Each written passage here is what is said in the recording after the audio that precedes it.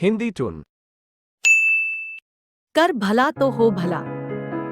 ये कहानी है किशन नगर गांव की। इस साल किशन नगर के साथ साथ पूरे जिले में भारी बारिश हुई थी, जिसके कारण हर तरफ पानी से हड़कंप मचा हुआ था। किशन नगर के लोगों की हालत बड़ी दयनीय हो चुकी थी। जो खेतों में बोया था वह सब पानी में डूबने से सड़ चुका था, और जो अनाज घर में बचा कर रखा था वह सूरज के ना निकलने से बेकार हो गया था। हर तरफ अब भूखमरी बढ़ने लगी थी। ये बारिश का संकट तो सूखे अकाल से भी भयानक था। किशन नगर में मुरारी नाम का एक किसान अपने परिवार के साथ रहता था। फसल बर्बाद होने से वह निराशा में डूबा हुआ था। उसके साथ उसकी पत्नी रमला और बेटी साक्षी रहती थी। रमला को अपने पति मुरारी को इस तरह हारा हुआ देखना मंजूर नहीं था। रमला मुरारी को बहुत समझाती है, मगर मुरारी ने जैसे जीने की आस छोड़ दी थी। फिर रमला भी अपने नसीब को कोसती और वह दिन रात रोती रहती थी। यह सब देख उनकी बेटी साक्षी को डर सताने लगता है, मगर साक्षी भगवान पर आस्था रखने वाली लड़की थी। एक दिन उसके मन में माता रानी के मंदिर जाने की इच्छा जाग जाती है।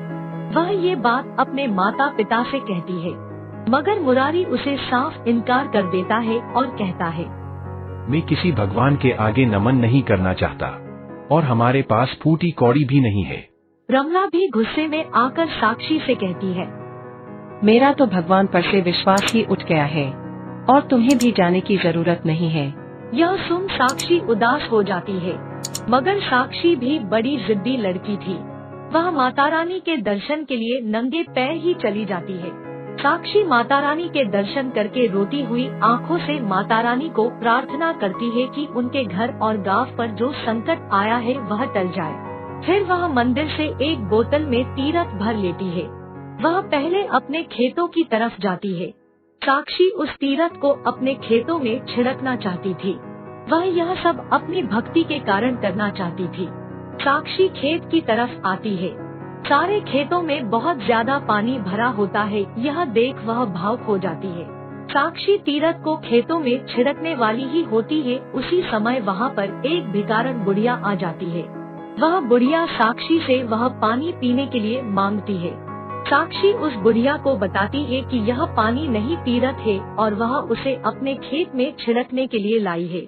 बुढ़िया कहती है कि अगर उसने पानी नहीं पिया तो वह मर जाएगी। साक्षी सोच में पड़ जाती है। माता रानी का तीरथ खेत में छिड़कने से सारा संकट दूर होने वाला है। इसी सोच से साक्षी यह सब कर रही थी, पर अब नई समस्या खड़ी हो गई थी। भूखी प्यासी बुढ़िया साक्षी के सामने खड़ी थी। न जाने कितने दिनों से उसने कुछ खाया पिया नहीं था, मगर अपनी समस्या छोड़ वह उस बुढ़िया की मदद करती है। साक्षी वह तीरथ उस बुढ़िया को दे देती है। जैसे ही वह बुढ़िया वह तीरथ को पी जाती है, उसी क्षण वह माता रानी बन जाती है। अपने सामने साक्षात माता रानी को देख साक्षी रोते हुए उनके चरणों में गिर जाती है। फिर माता रानी उसे कहती है, साक्षी, रोना मत, मैं आ गई हूँ बेटी। मैं तुम्हारी सारी परेशानी और दुख जानती हूँ। अगर आपको सब पता है तो हमारी मदद करो माँ। माता रानी मुस्कुराकर कहती है, बेटी, इसीलिए तो मैं तुम्हारे पास आई हूँ। तुम्हारी समस्या का समाधान मेरे पास है, मगर तुम्हें माता श्री महालक्ष्मी जी को आवाहन करना होगा और उन्हें प्रसन्न करना होगा। मैं वनलक्ष्मी साक्षात आदिशक्ति का ही अवतरण हूँ, मगर तुम्हारी समस्या माता श्री महालक्ष्मी जी ही दूर कर सकती है। हे माते, मैं एक अज्ञानी लड़की हूँ। मैं माता श्री महालक्ष्मी जी को कैसे प्रसन्न करूँ? फिर माता रानी साक्षी से घट स्थापना करने के लिए कहती है। यह घट स्थापना साक्षी की माँ के साथ सभी गांव की महिलाओं को भी करना होगा, तभी इस संकट से सबका बचाव होगा। यह कहकर माता रानी अदृश्य हो जाती है। कुछ दिनों में ही नवरात्रि उत्सव शुरू होने वाला होता है। साक्षी गांव की सभी महिलाओं को यह बात समझाती है। साक्षी की माँ के साथ साथ गांव की सभी महिलाएं अपने अपने घरों में घट स्थापना की तैयारी शुरू करती है। साक्षी गीली मिट्टी में गेहूं मिलाकर गोल गारा बनाती है और उस पर एक कलश में पानी भरकर बड़े भक्ति से सजाती है। साक्षी सुबह शाम श्री महालक्ष्मी जी की पूजा और व्रत भी करती है।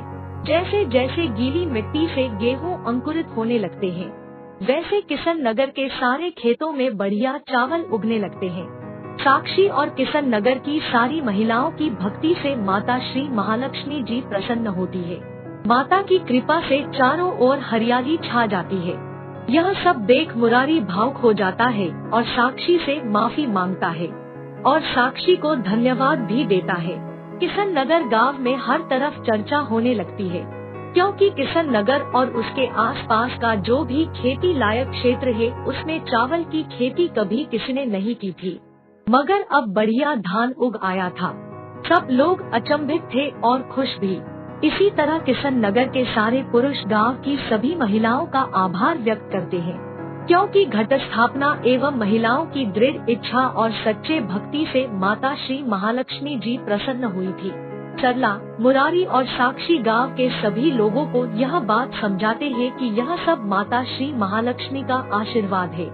अब इसके आगे हमें हर साल घट स्थापना घर घर में करनी होगी और माता श्री महालक्ष्मी जी का मंदिर बनाकर दशहरे के दिन उत्सव मनाना होगा, ताकि माँ की कृपा हम पर बनी रहे। कुछ दिनों में ही अच्छी फसल होती है और उस फसल से सभी को अच्छा धन लाभ भी होता है। यही है घट स्थापना का महत्व, जिससे आपके जीवन को माता श्री महालक्ष्मी जी खुशियों से भर देती है।